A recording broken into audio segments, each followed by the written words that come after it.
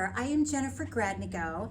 I'm with Blueberry Realtors, 5-star real estate leaders, and I am so happy you're here with me today. With me in Holland is Amber Rewa. She is with Dart Bank. So Amber, tell us a little bit about you and how you got started with Dart. Absolutely. So my name's Amber Rewa. I am with Dart Bank. I'm a residential loan officer, so anything and all thing homes. I started in banking 7 years ago, so it's been a really great process so far. I've been with Dart Bank for the past 6 months, so it's a newer transition, but it's been a really, really good one. Awesome. So what differentiates Dart from other? There's so many lenders out there, and I know I've been super impressed with things you've told me. Yeah, I say that one of our mottos is we'll make it work if it makes sense. We're pretty good about not putting people in boxes. Everybody has a different loan situation. Everybody has a different home owning goal, whether that's you're wanting to make it into a rental, whether that's a fixer-upper, whether this is your 5-year home or your forever home. So not being able to put it in a specific box with that will make the program fit your lifestyle and your goal. That's fantastic. Yeah. I love that. Excellent. So what about you? What differentiates you from all your competitors out there? Oh gosh, that is a great question. I love my job. I think that is honestly something that's a little bit different. I feel like people don't usually say I love what I do and I love taking my job home. I feel like I don't work a day in my life. It is a blessing to be able to spend time one-on-one with my clients or meet them for coffee. I am so excited when my phone rings at 9 p.m. I'm like, absolutely, I will hop on that computer right now. 4 a.m., not a problem. I'll make sure I drink plenty of coffee before I jump on that phone call. So truly loving what I do and having a passion for this, there's no greater career path in the world to be able to provide a home for someone, and I don't take that lightly. That's a wonderful place to be. It's so fantastic, and we do have a 24/7 job. I've had clients who they say to me, well, I didn't want to call after 5, and I'm like, oh, you gotta. Do you want a house or? Exactly. If that's the only time you could call, for sure, please call me. Yeah. And I know you and I both, we go above and beyond, which is a huge differentiator because I understand boundaries, but we want to get people in homes, and that's our missions. So yeah, our clients work 9 to 5, so we have to work around that. Exactly, exactly. It works, and thankfully my family appreciates that, and I know your family does as well. So all things housing, so mortgage rates, we were up towards 7. People were kind of freaking out. What do things look like now? It's the middle of winter. What is now a good time to buy?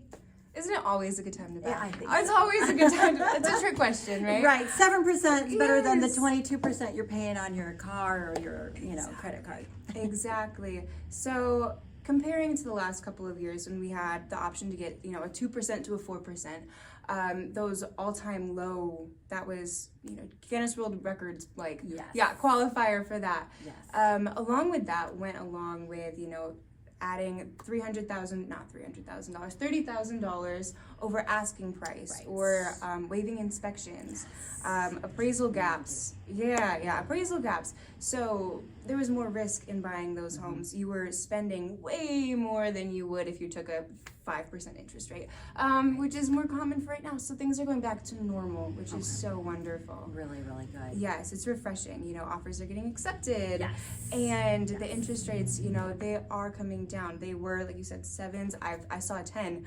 I know I didn't give the 10, but I saw the 10, and so now it's back into the 7 to 5% range, and that's a good place to be. You can refinance, and it'll benefit you, but you're not going house poor getting a home right now as well. Right.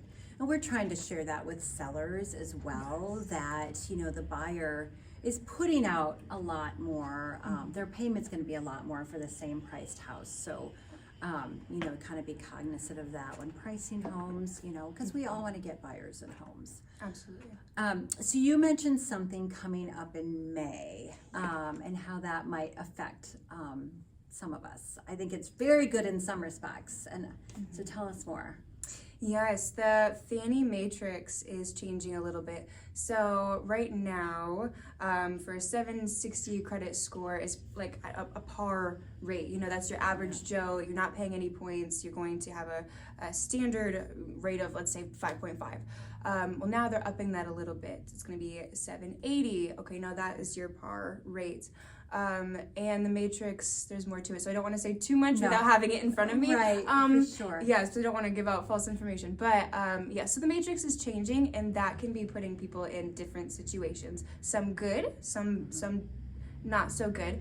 But once again, with a lender that knows the matrix and knows your situation, it shouldn't impact as much as it looks like it's going to. Right. Which is wonderful. And if the interest rates are continuing to drop, this matrix won't make as much of an impact as we think it will right now. Okay, good. Well, and you said something that makes such a difference. You have to have a lender who is up on everything. Oh, I mean, who really knows how to dig in and make things happen, because some lenders are like, oh, we don't want to touch that, we don't want to touch that. And, you know, that isn't helping people, and it's not putting people in homes. No, yeah, the ones you don't want to touch necessarily, those are making the most impact on people as so well. Much are. Yes, those are the people that need, you know, a lot of, let's check this, let's check that, let's check this program, let's make sure that we are vetting all of our options to make sure that is the right option for you. Good, good. So what are some of those things, those don'ts? You know, people are gonna buy a house, they get with Amber, and do I go out and buy a new car? Do I go pay off everything? What are the do's and don'ts around kind of when you're ready to buy? What should you be looking at? Don't touch anything without calling me. Don't touch anything. Yes. Don't apply for your Kohl's credit card to get that 20% off. Yes. Don't go buy a car. Don't do it. Don't rent anything if you have to get even a soft credit pull. Sometimes when they soft credit pull, it's not truly a soft credit pull. Don't move without telling me. You're taking your kids to school? Call me. Don't do anything financially crazy. Don't change jobs. Don't change jobs. Don't, you know, pull out some cash and throw it into your bank account unless there's a receipt showing where that came from. Any large deposits, any large withdrawals, if you bought a boat, even if it's cash, not credit, just please call me. Just give me a call. Just call her. Just call her. Just call me. It's better safe than sorry of being able to say, okay, great, yes, go for it. You're totally fine. Your debt to income ratio is totally fine. That won't impact. Awesome. Not a big deal. Rather than, okay, closing tomorrow. Oh no, this. Because you may not get that home, so make sure you call Amber first. Another question I got yesterday, and I think I know the answer, but I'd rather talk to the expert. So some of us are small business owners, obviously, and if we've only been in business, if we've been in business less than a year, even though we're making good money potentially, because my cousin's son is in this case. He just started his own company. He's doing really well. He wants to buy a condo, and can he do that? Or does he have to wait until he has the 2 years time? That's a great question. Best answer, so situational. It is so situational.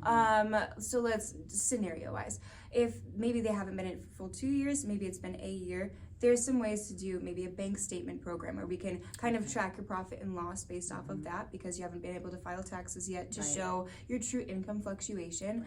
If you've, let's say you worked at a cleaning facility for the past 5 years or something, and then you started your own company, that we can maybe work with as well if you're staying within the same industry, because we can kind of tell what the pay structure might look like.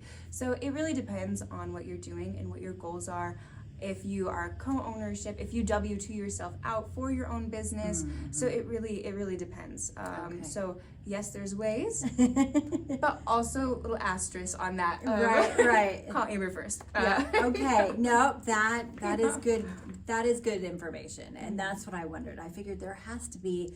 I know when we moved back to Michigan, I just started a new job. And so, of course, they have to have the letter and the acceptance letter with the salary and all of that. So there's not I mean, especially depending on your credit score, I assume, or your debt to Yes. income. Yeah, any There's- assets that you have, Yeah. like it can all play a factor. Okay, so there's not always a hard no. No, there's never a hard no. Yeah. Never a hard no. Definitely call first. I tell people call Yes. first. Even before you call me, call Amber, which is a smart thing to do.